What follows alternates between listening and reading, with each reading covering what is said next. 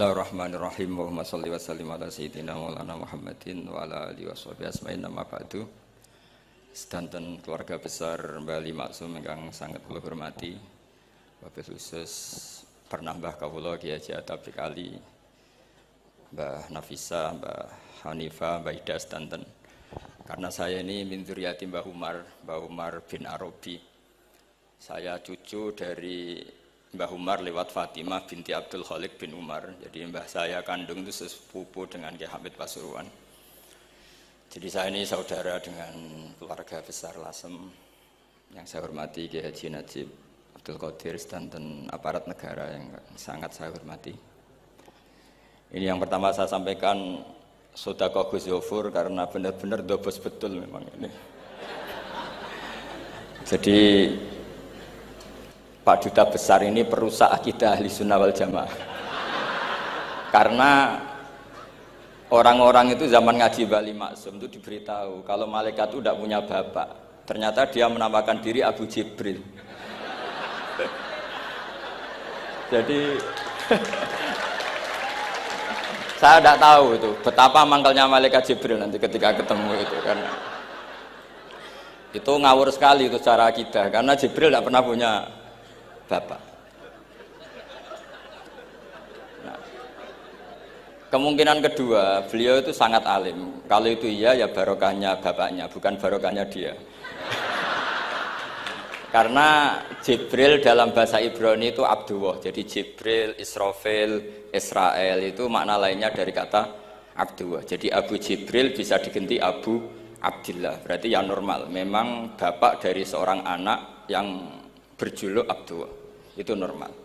Tapi saya yakin Pak Dubes tahunya ya baru tak kasih tahu ini. Jadi dulu itu gaya-gayanan supaya orang takut sehingga disebut Abu Jibril.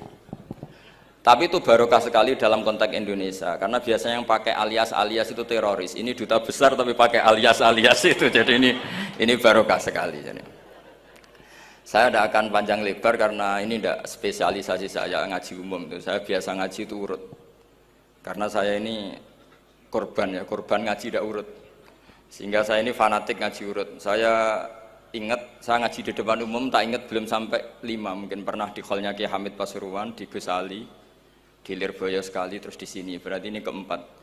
Dan itu tidak keahlian saya. Jadi kalau tadi ada orang yang ahli mic kayak duta besar tadi itu luar biasa. Itu orang kok sampai ngawur seperti itu di depan para kiai. Saya tuh nggak kebayang itu. Di depan Gus Najib, di depan gurunya Pak Atabik, muji Pak Atabik dari segi karena menguasai ilmu keindahan wanita itu kan tidak sopan sekali. ini sangat tidak sopan. Ya tapi nggak apa-apa, itu bagus lah.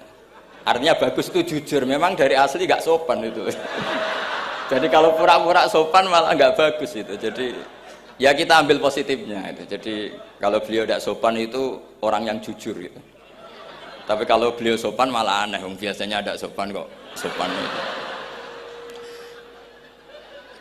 Teruskan, dan tentu yang sangat saya hormati mertua dari Gus Zofur, Pak Jirjis. Saya ini orang paling takut Pak Jirjis karena beliau dulu pernah ingin Gus Zofur di sini sebagai pengajar tafsir, tapi diambil lagi oleh abahnya, sehingga saya ini orang paling nggak siap ketemu Pak Jirjis. Karena proyeksi beliau itu akhirnya ya berhasil, tapi di negara lain, fi nahiyatin ukhra, yaitu sarang. Karena beliau inginnya sistem pengajaran tafsir besar di sini, tapi akhirnya Mbah Mun menghendaki di sarang. Saya cerita sedikit tentang Mbah Ali Maksum dan Mbah Mun, dan karena beliau juga teman Mbah kandung saya di Termas. Mbah saya kandung Mbah Sidik dulu ngajinya juga di Termas. Ki Hamid sepupu Mbah saya putri juga di Termas. Kata Mbah Mun tuh gini, wong nak dia anak, jagone kok dibak wong repot. Dulu yang ma'ruf murid sekaligus juga putra yang alim alamah memang Mbah Ali. Ketika di Kerapyak, sehingga orang yang ingin alim ke Mbah Maksum itu ya ke Kerapyak.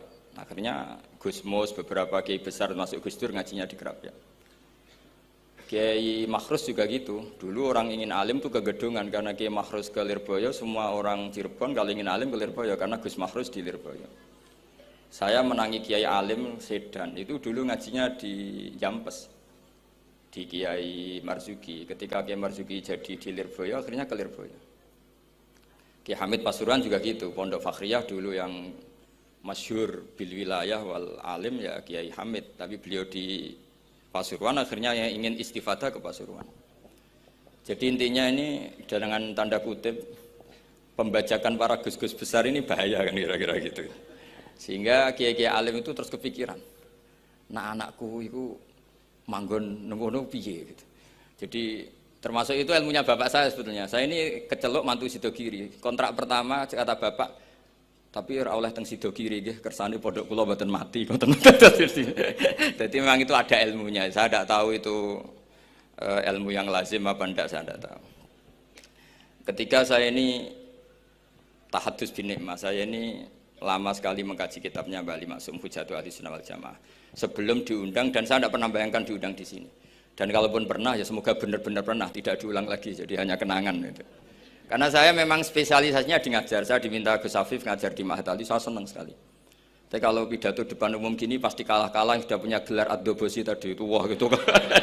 Pasti kalah saya, bukan mungkin kalah tapi pasti kalah.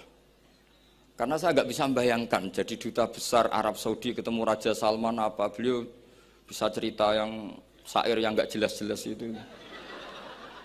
Artinya kita bangsa Indonesia itu malu punya duta besar yang keahliannya syair-syair yang nggak jelas itu. Nah itu kemungkinannya duta Arab ini nuruti, kerajaan Arab nuruti, musuh nggak jelas is turuti wae mari repot gitu. Itu ada beberapa kemungkinan. Nah terus pembelaan saya terhadap yang enggak, makanya ini ngajinya harus khatam. Sebetulnya hadis itu ada terusannya, itu di kitab Firiha Billahil Haram. Itu Sayyid Muhammad ngendikan babu istihbabi dukhulil bait, kemudian diteruskan babu karohati dukhulil bait. Itu dalam satu bab. Jadi ketika Rasulullah Fathu Makkah itu senang sekali. Sampai saking senangnya minta kunci sama Utsman bin Talha Al-Hajabi itu. Akhirnya Nabi saking cerianya masuk Ka'bah.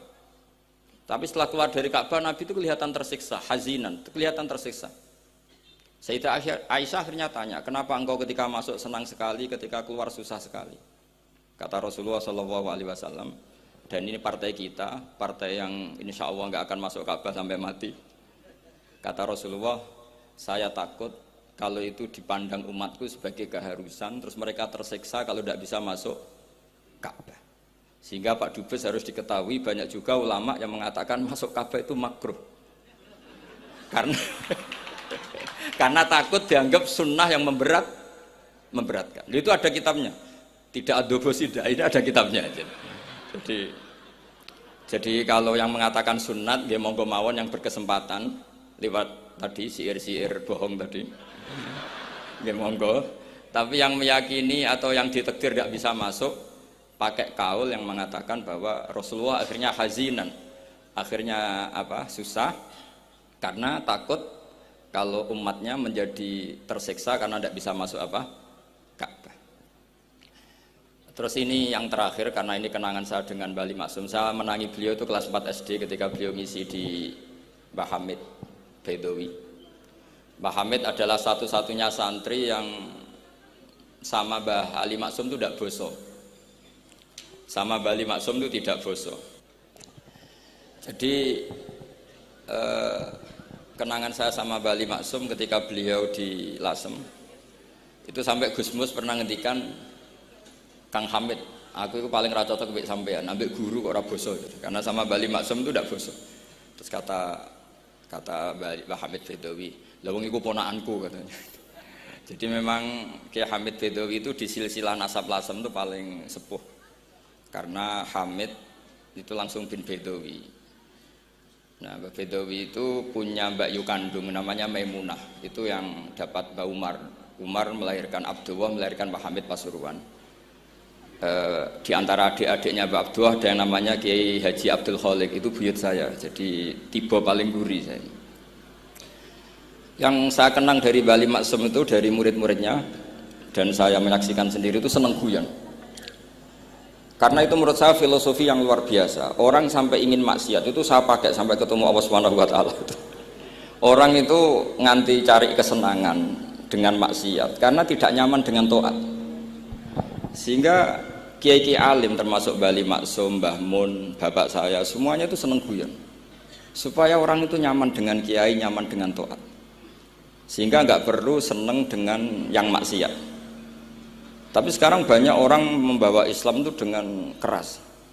Saya masih ingat wasiatnya bapak, hak kena ngaji guyon ae, wong bingung mikir utang katanya gitu ya. Dan Bali Maksum itu masyhur seneng guyon. Bapak saya itu pernah ngajak saya mau ke pondok, santri-santri pas guyon itu kembali, gak sida jong santri lagi guyon. Kayak nopo Pak? Guyon itu barang mewah. Santri itu kadang telat wesel radhi duwe, iso guyon itu luar biasa. Makanya jangan diganggu gitu. Meskipun resikonya keterusan guyon double kayak tadi. Jadi itu sanad itu, jadi itu sanad yang luar biasa. Jadi sebetulnya guyon tadi ada filosofi yang luar biasa supaya orang itu faroh bitoat atau faroh bima ahallahu, sehingga ada ayat kul bifadlillah wa birahmati fabidzalika falyafrahu, sehingga orang itu tidak perlu seneng lewat maksiat, hura-hura lewat maksiat. Kita cium tangannya Mbah Maksum sudah seneng, cium tangannya Mbah Ali seneng. Itu santri kalau ketemu Mbah Hamid nyium tangan itu lebih seneng ketimbang nyium tangan artis, karena kalau nyium tangan artis astagfirullah kan mesti kita terseksa. Tapi kalau nyium tangannya Mbah Hamid itu dikenang sepanjang masa.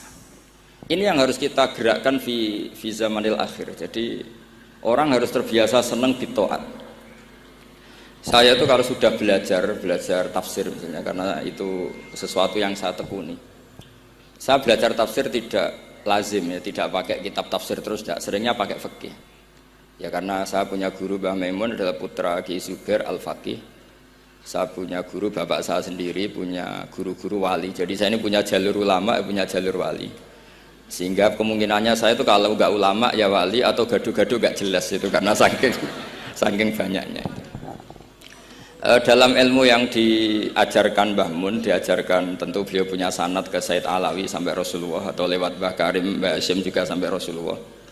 Yang jelas nggak lewat duta besar karena ini mengkotek itu. Itu bahaya kalau sanad lewat apa? Duta besar. Sanadnya begini, ada riwayat yang ditulis kitab Ihya, juga ditulis kitab Khilyatil Aulia, itu memang yang menopang perilaku duta besar tadi. Inna min khiyari umati qauman yadhakuna jahron min saati rahmatillah.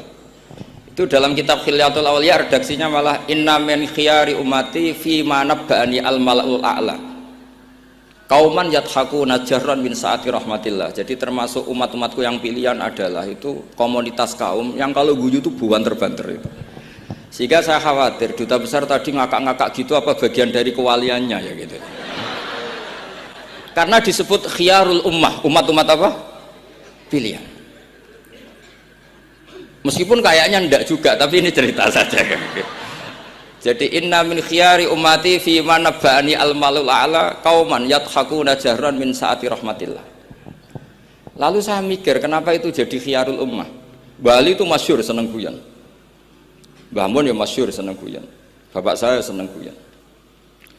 Saya dulu itu iskal, ada kaji itu terkenal agak punya will itu. Ya agak maksiat gak ceritanya. Ini agak katut juta besar tadi, makanya saya ngomong perempuan.